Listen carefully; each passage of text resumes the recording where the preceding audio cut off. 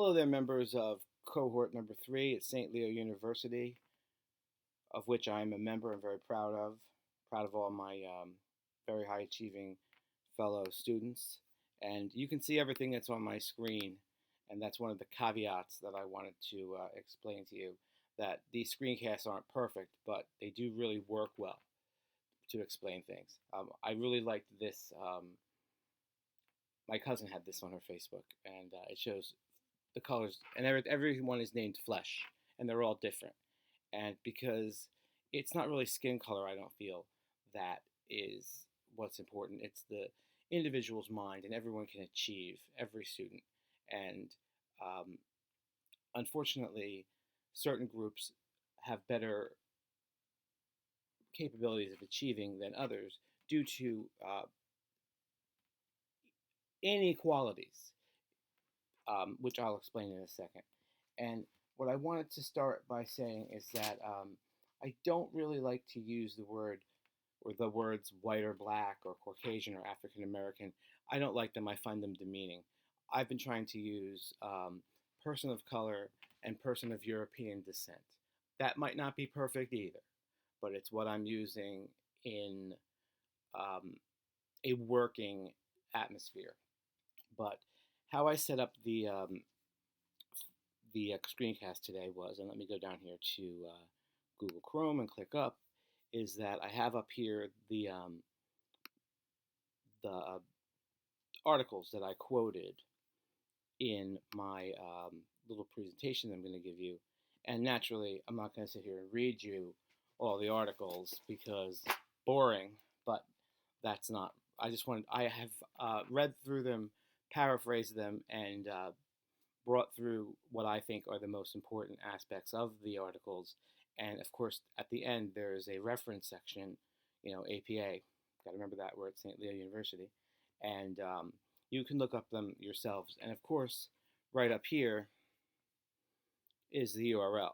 So you probably could get them. But anyway, I like this particular article. It's by Pedro, and I hope I'm saying his name right, Negro, who's the author. And he's actually is one of the author of one of our books.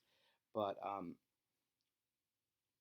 what he says in this article is that there's going to be a flip, or very soon, within the next 20 years or so, that today's minority are going to be tomorrow's majority.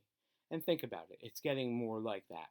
Uh, Marque número dos por español, when you call somewhere, which means hit number 8 for Spanish, for those of you who aren't familiar with the language as much as me.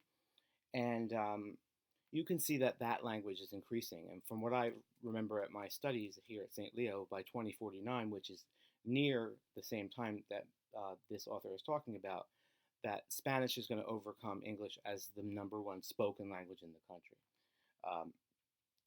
Anyway, so since 2014, there's actually been more minority children in the school districts other than the European descendant children. So more people of color are in the majority of the school. But the U.S. is a very unequal country, and we have an unequal income balance, and education is affected by that, and it affects all quality of life aspects of life. I mean to say, other than just education. For instance, it can affect transportation, healthcare, internet access, things that some people take for granted. People of color don't get easily. They have to fight for them, or they just don't get them, and that is a shame because that's where the equity comes along. So anyhow, society's most dramatic changes are evident at the schools first. That's always been the way it is. And I can see it here in Seaside Heights, New Jersey, that we have a large influx of people from Latin America, and the language changes and things that I'm working on towards my potential possible dissertation project. Um, One of the things I do is I have an over-the-top effort to try to learn as much Spanish as I can. If I can't say a few sentences to the parents in Spanish, I feel like I should quit my role on the Board of Education. I really do. We have so many people. So I try to speak to the people in their language if I can. And so far, so good. Everyone's been very supportive of me when I try to do that because they understand I'm a beginner. I'm obviously no native Spanish speaker, but that's okay.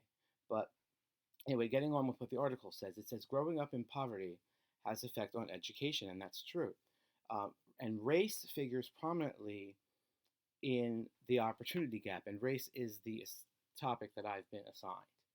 And when I talk about race, I talk about you know every race. Like I said, people of color of many different backgrounds, be it you know Latino or dare I say African American or other things. And so every race is what I'm talking about. And what it says is that the official civil rights thing of the United States, they've identified the gaps that exist are from preschool to college, that they're systemic, that these problems are everywhere, and the disparities are worse in actually what it says is hyper segregated areas like um, your African American ghettos. Sometimes I can't help but to have to use the word. I really just don't like that term. I wish there was something else that was a little nicer. I just don't feel that that's nice. But schools are grossly underfunded, especially in the urban areas, New York, LA, San Francisco, Denver, and I added Philadelphia because that's the city I'm familiar with. I spend a lot of time there, and it's a highly racially segregated city where the European descendant children go to better schools than would the people of color. And there's a lot of problems in that city, but that's another topic for another day. Um, and even though that people that are Latino and perhaps Native American and indigenous people um, aren't as concentrated in the urban schools, the they still have the same problems where they do go to school, and the Latino groups are the fastest growing. So, there has to be things done. There's not a luxury of time to think about how we're going to work on social issues and education and linguistic problems. We have to figure them now, and that's the problem that I'm working on day to day in my personal school. So then, let's see. So anyway, then we can go to the next article here, and this is called Inequality in School. And like I said, what's on the screen is not as important as what I'm saying, but I just brought these up so you can see them. And what this article says that uh, the children who are of color are more likely to be suspended and expelled from school. Reason being, I don't really know, but that is the reason. And they call it, sometimes they blame the teacher. And everybody has biases. And sometimes the teachers have biases. And it might not be malicious or intentional, but they exist. That's why I think it's no coincidence that we took that bias test or survey when we first entered this class to show, because everyone is biased, just how biased are you? And how can you improve your score to be higher and be less biased? And I think that was the rationale of that. Make sure I'm recording. The rationale of what that survey was all about. So there, some of the things that are done that make the inequality for the people of color is usually that there's European descent teachers, at least in my school, for the majority, and people of color as the students, and there's a cultural misunderstanding. And like here's one example that came out of this article. There's an evidence of disparity that the high achieving people of color are highly less likely to be recommended for something like gifted and talented, unless they have a teacher who's a person of color. Um, just yesterday, I was speaking to the one male teacher we have in our school who might go on to the high school level, and I said, please don't leave. We need as much diversity as we can here in our school. So it's not just, in my opinion, um, race, it's also sex and different things. Children should see people who represent themselves, who talk like themselves, as their teacher. And it's vastly, vastly, vastly underserved at my district, where we have basically European descendant women as our teachers. So, not that there's anything wrong with women, but I feel there should be more diversity in the teaching staff, and I don't pick them. People often say I'm a school board member, okay, which is different than other people's roles, and they say, well, why don't you hire more? And the thing is, I don't hire the people. We only say yes or no to who the superintendent brings to our attention. And if we say, okay, well, we don't want this person, he only brings somebody else. But I suppose we could say we want more diversity. But even so, he's under no obligation to really listen to me or anyone. So uh, it says that the intervention to reduce the kind of bias that creates the teacher blame is to provide more support for teachers. And this is a paraphrase from that article. And it says the only type of child who doesn't benefit from school is the one who's not expelled. So it's, we can't have these biases and be expelling people of color just because our cultures don't match. There sometimes a lot of the things in this article are about behavior, and behavior is sometimes a cultural thing. We think a child should act one way based on our culture, and they're behaving normally as it would be in their culture, and it's perceived as negative behavior. And once again, recruit more teachers of color, recruit more men, recruit more diversity, and that's the answer to that. Then, on to the next article. It talks about race in schools, and it says that we accept segregation as if nothing can be done about it. And in fact, segregation has gotten worse since Brown versus Board of Education in 1954 in the recent years than it has been in the years that came sooner after 1954. And some of the things that affect the population of color is that they have inexperienced teachers who are looking to get out of those school districts, and usually the people of color are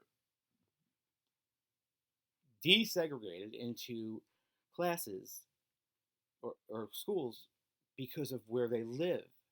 And it's just a systemic problem around the country that, from reading all the different books and stuff from this class and a bunch of different readings, that some people of certain color live in this neighborhood and they go to this school, and then another group lives here and they go to this school. And because they're more privileged, let's say, they, Group B, for example, gets a better education than would Group A, and that's not fair. Okay, so desegregation. And then there's a migration of people of color of all types here to the United States, and we need diversity of staff once again.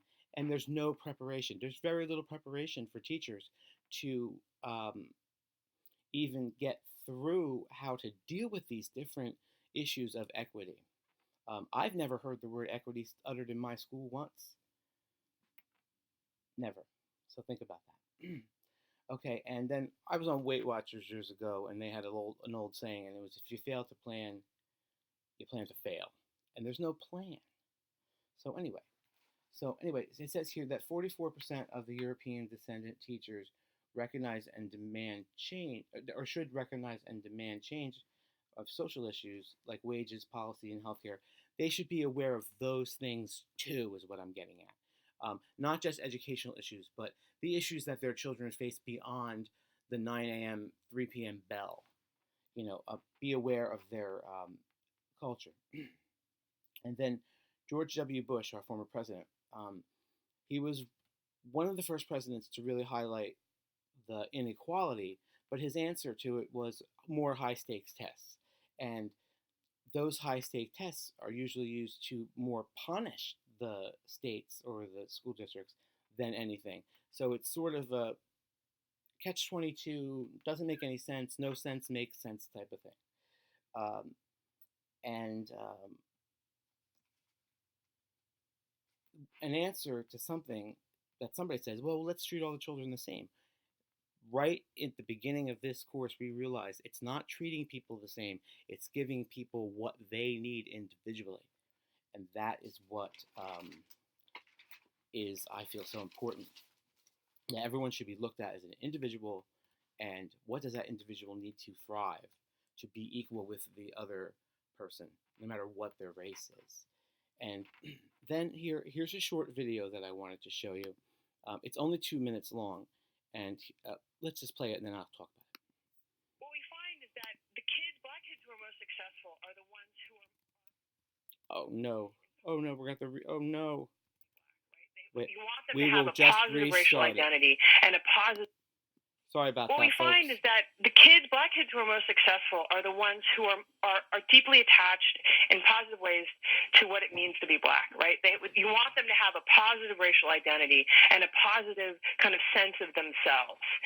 And it really sends negative, it really works counter to that, to make kids think that they have to distance themselves from their own communities or modify how black they appear, for instance, for adults in the school to think of them as serious students, right? So it is true that kids can, walk a little differently, maybe dress a little differently.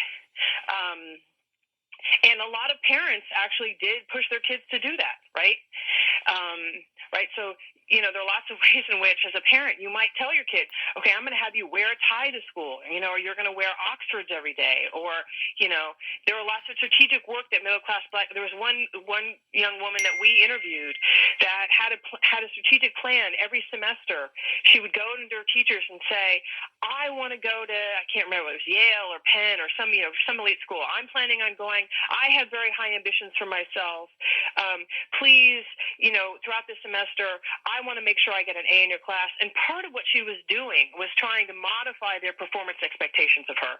So, she was actively and really strategically saying, you may have low expectations of black students in particular, but when you look at me, please see something else, right?